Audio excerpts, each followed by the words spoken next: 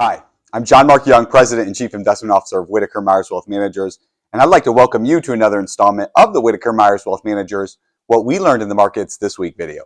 Remember, our aim is to provide you, our valued clients, with a brief video giving you information that's helpful to your understanding of the markets from a biblical worldview with no financial agenda, and that makes us uniquely different from the news media in America.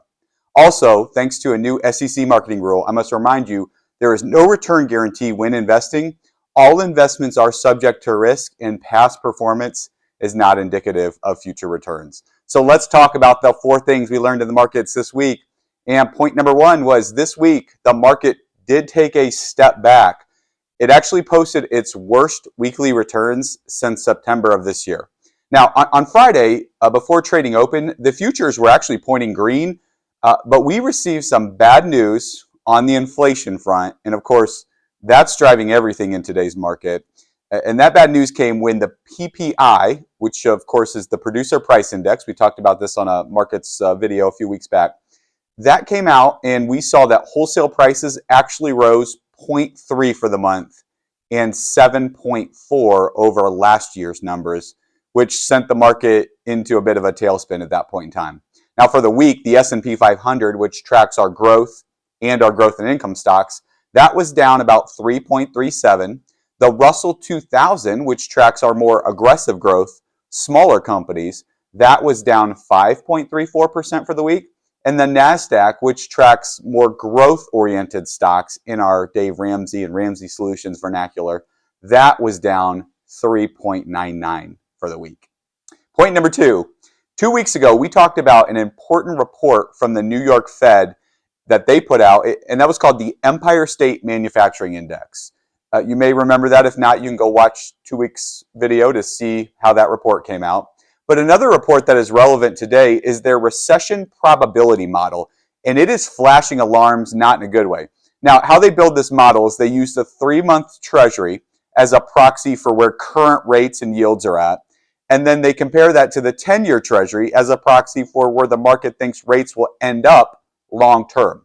Now, based on historical readings, they can give good indications of when we're heading into a recession based on the inversion of those lines.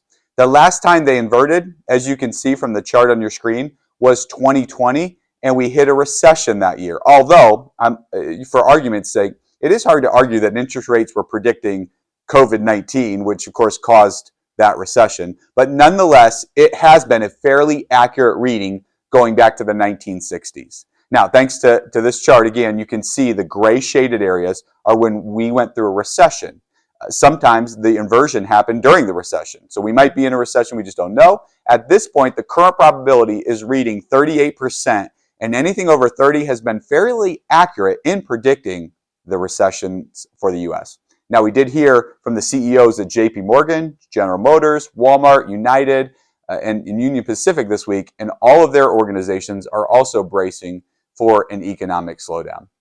Point number 3, I will freely admit I am weirdly fascinated with checking the Atlanta Fed's GDP Now model each week.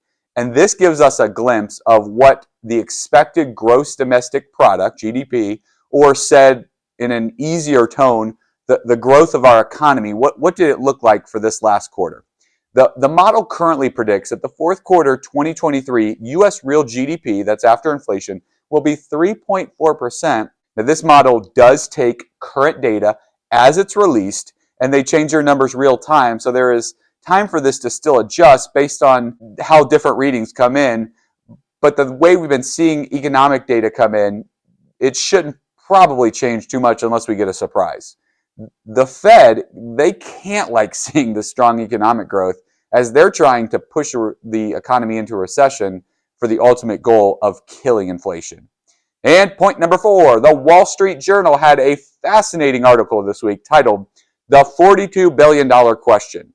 Essentially what the article and the author asked were the question of why consumers, why you and why I are so content with being paid 0.4% in interest from the 5 largest banks in the U.S., while the 5 highest yielding banks at the time, according to research done by Bankrate.com, were yielding an average of 2.14%, 0.4 against 2.14. The top 5 banks in the U.S., they actually hold nearly half of the U.S. deposits.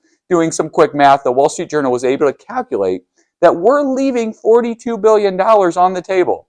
Now, you're going to give poor Dave Ramsey and me a heart attack on helping out these big banks like this. You're helping them make more money. This was the largest amount of lost interest ever recorded, and because rates have shot up again, it will be even larger in the fourth quarter when these numbers are ran again.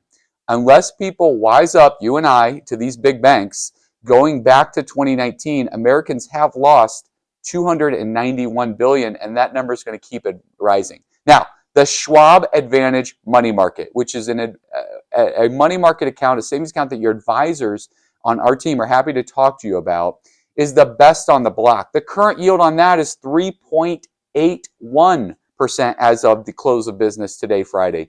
In the second quarter, Bankrate said the best was 2.14, and Schwab is close to 4 with their money market. It sounds like some emergency funds need to switch locations and fast so that we can stop helping the banks and start helping our own wallets. Now, these aren't big numbers that you're going to be changing your life with, but it's the difference of saying $1,000 in interest on a $30,000 emergency fund against $12 in interest, okay? Well, all things considered, for clicking a few buttons or having my advisor help me click a few buttons and getting stuff moved over, that's some great ROI from your standpoint. Now, if you like the content you received in this video, please do us a favor and smash that like button. Hit it so hard that it maybe gives you 2, because that'll help us with YouTube and Google's algorithms, and also subscribe to our channel so that you can get more great content like our question of the week, what we learned in the markets, and other content delivered by our advisors and our financial coaches. Our advisors who help you build wealth and do financial planning, and our coaches who help you get out of debt, stay on a budget, and give you that accountability partner. We thank you so much for watching this video. We'll look forward to seeing you next week.